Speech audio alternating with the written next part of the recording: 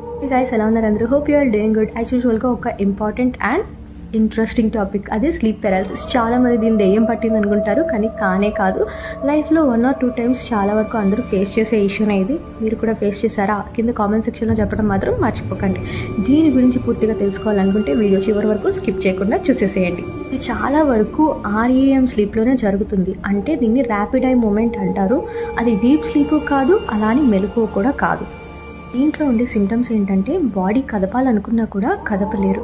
గుండెల నిండా ఎవరో కూర్చున్నట్టు చాలా బరువుగా అనిపిస్తుంది. ఎవరో గొంతు పిసికేస్తున్నట్టు ఊపిరి కూడా ఆడదు.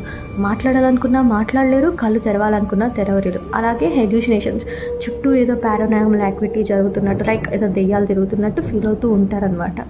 ఇది ఎందుకు వస్తూ ఉంటుందంటే మనకి రెగ్యులర్గా 6 to 8 hours అనేది పడుకోవాలి. ఆ స్లీప్ టైం అనేది తగ్గిపోతూ ఉన్నప్పుడు, స్ట్రెస్ ఎక్కువగా ఉన్నప్పుడు, లేదంటే ఏదైనా స్లీప్ డిసార్డర్స్ ఉన్నా, కెఫెన్ ఓవర్గా తీసుకుంటూ ఉన్నా, ఫోన్ కూడా ఓవర్గా యూస్ చేస్తూ ఉన్నా ఈ సిమ్టమ్స్ అనేవి అపియర్ అవుతాయి. ఇది చాలా కామన్గా అందరూ చూసేది.